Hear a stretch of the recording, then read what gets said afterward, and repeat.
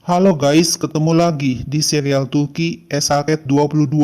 Jangan lupa subscribe channel ini ya, supaya bisa ikut terus mengikuti kelanjutan serial ini. Dan bagikan channel ini kepada semua orang, agar dapat menonton serial ini. Kenan berkata, ada tawaran pekerjaan yang sepenuhnya profesional untuk Meryem. Kenan sedang sibuk saat ini. Sepnem tidak mampu mengerjakannya sendirian. Kenan memikirkan untuk menambah asisten yang akan mengelola kantor. Meryem mengatakan mengelola kantor bukan sesuatu yang bisa ia lakukan.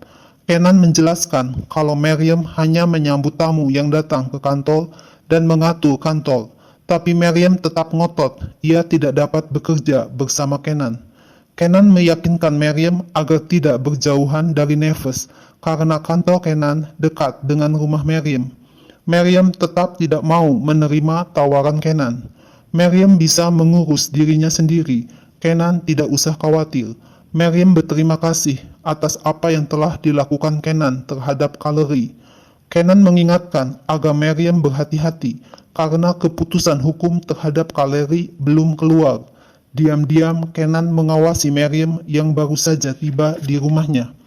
Asia heran, Meryem pulang lebih awal dari hari biasanya. Meryem berkata ia tidak bekerja lagi karena tidak cocok dengan bosnya. Asia menghibur Meryem kalau ada pekerjaan lain untuk Meryem. Meryem akan mencari pekerjaan baru. Kenan menyuruh untuk mencari orang dan menakuti Kaleri secara terbuka karena Kaleri tidak bisa dipercaya. Kenan harus segera bertindak secepat mungkin dan minta perlindungan untuk Meryem. Kenan akan datang ke sana. Meryem melamun ketika menemani Nefes bermain. Nefes berkata, Meryem terlihat capek hari ini dan mengajak Meryem untuk berpelukan dan tidur. Fuslat terkejut mendengar berita dari tetangganya kalau polisi menggerebek kantor Kaleri. Apakah Fuslat tidak mengetahui berita tersebut? Fuslat langsung mendatangi kantor Kenan dan mengomel kepada Kenan karena Kenan berlaku sebagai pahlawan untuk Meryem. Apa yang sedang Kenan lakukan? Apakah Kenan tidak tahu bajingan macam apa Kaleri itu? Kenan tidak memikirkan dirinya sendiri, tapi sengaja masuk dalam bahaya. Apakah Kenan tidak memikirkan Fuslat? Apakah Kenan pikir Meryem akan memberi perhatian jika terjadi sesuatu kepada Kenan? Fuslat minta agar Kenan mengerti maksud Fuslat. Hanya Kenan satu-satunya orang dalam kehidupan Fuslat. Bagaimana kalau terjadi sesuatu kepada Kenan? Fuslat tidak mampu bila mendengar Kenan ada dalam bahaya demi orang lain. Kenan memegang kedua lengan Fuslat dan berkata agar Fuslat tidak usah ketakut, tidak akan terjadi sesuatu kepada Kenan. Mengapa Kenan menjadi seorang pengacara? Kenan ingin membantu orang-orang yang membutuhkan, orang-orang yang telah dianiaya. Tidak masalah siapapun itu, keadilan akan ditegakkan, dan Kenan akan melakukan apapun yang harus dilakukan untuk itu. Kenan memeluk Fuslat untuk menenangkan Fuslat yang khawatir akan Kenan. Meryem keluar rumah dengan membawa tongkat karena mendengar suara. Meryem merasa ketakutan, trauma dengan kejadian yang dialaminya bersama Kaleri. Hampir saja Meryem memukul Muhsin, tamu tetangga rumah Meryem. Meryem masuk ke dalam rumah lagi. Meryem tidak tahu kalau ada seseorang yang mengamati dan mengawasi Meryem secara diam-diam. Malam harinya, Meryem pergi keluar rumah ke tempat Feriha karena Feriha mengundangnya datang. Feriha ingin tahu dari Meryem tentang kebenarannya. Dalam perjalanan, Meryem berpapasan dengan ayahnya Rashid.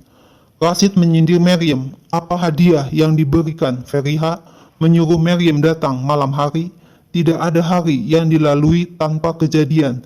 Meryem selalu membuat malu keluarga. Meryem berkata ia tidak melakukan sesuatu yang salah. Rashid merasa malu karena Meryem berbicara dengan Kaleri atau kepada Kenan. Tapi Meryem ngotot kalau ia bukanlah orang yang seharusnya merasa malu. Perhatian Meryem hanyalah Nefes, putrinya, dan Asie, ibu Meryem. Meryem hanya ingin bekerja. Jika saja ada sedikit kesadaran dari Rashid, pasti Rashid tidak akan mendengar kata-kata dari orang lain.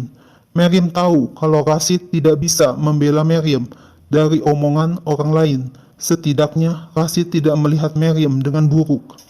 Rashid ngotot ia tidak melakukan sesuatu untuk orang lain. Rashid mengatakan Meriam tidak tahu berterima kasih.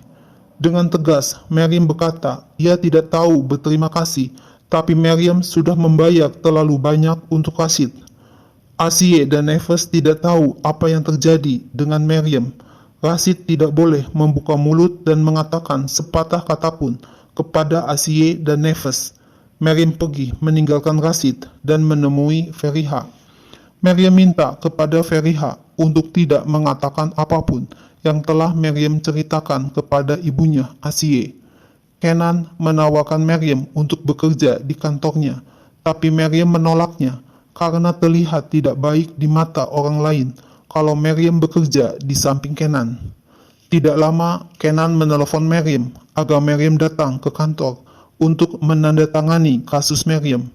Kenan berkata Meriam tidak perlu khawatir lagi karena Kaleri akan mendapat hukuman yang setimpal. Tapi tiba-tiba ada tembakan pistol ke arah kantor Kenan secara membabi buta. Secara refleks, Kenan memeluk Meriam, melindungi Meriam dari peluru. Orhun menatap Hira dengan tajam. Tiba-tiba ada telepon dari Nursah yang memberitahu kalau ibunya Afife sakit. Dokter memberitahu kalau tekanan darah Afife naik dan harus beristirahat. Orhun mendatangi Afife. Afife mengomel kalau Orhun menikahi Hira hanya untuk membuatnya marah dan kesal. Pernikahan Orhun dan Hira bukan pernikahan yang sesungguhnya, dan itu akan segera berakhir. Orhun hanya menjawab, "Kita lihat saja nanti," dan pergi meninggalkan Afife. Sambil memandang Hira yang sedang duduk di taman, Orhun berkata dalam hatinya, Afife akan percaya kalau pernikahan ini nyata, sama seperti ayah Orhun, Sahid, yang menikahi Afife. Orhun memberikan banyak hadiah perkawinan untuk Hira. Asisten Afife kaget dan iri melihat hal itu. Demikian juga Hira kaget melihat banyak hadiah untuknya. Orhun mengatakan ia belum sempat berbelanja sebelum pernikahan. Orhun mengancam Hira setelah asisten Afife pergi.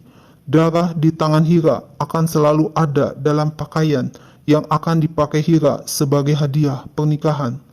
Orhun menyuruh Gulnur untuk membawa semua hadiah Hira ke kamar Orhun, karena mulai sekarang Hira akan satu kamar dengan Orhun.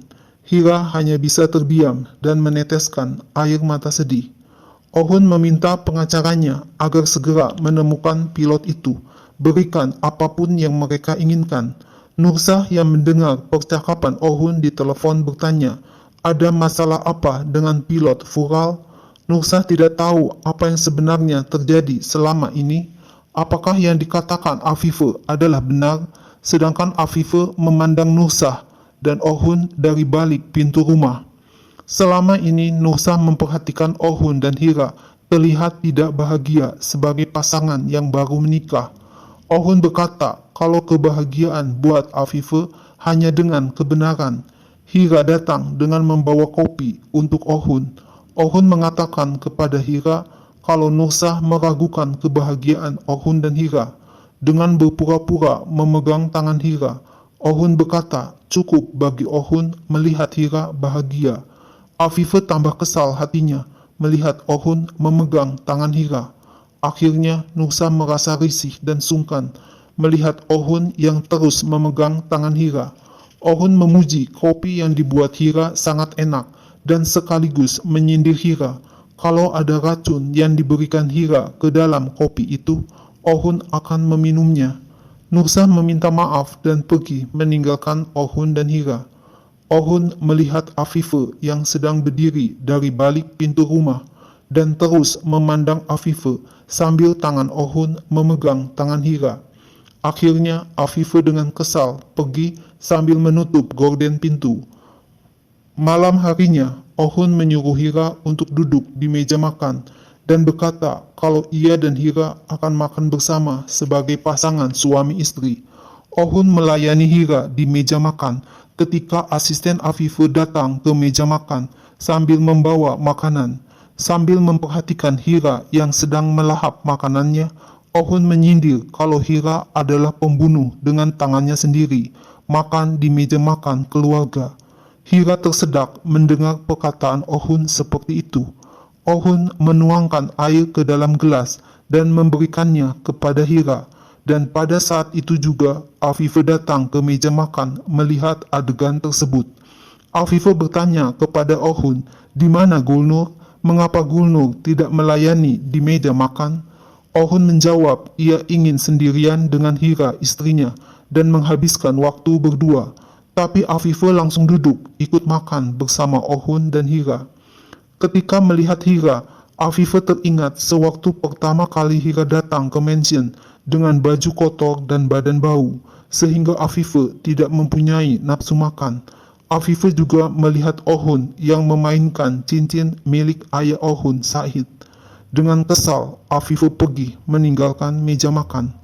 Malam harinya, Ohun membukakan pintu kamar, menyuruh Hira masuk ke kamar tidur Ohun. Hira tampak bingung, resah, dan takut.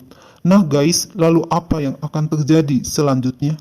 Saksikan terus ya serial Turki ini. Jangan lupa subscribe channel ini ya.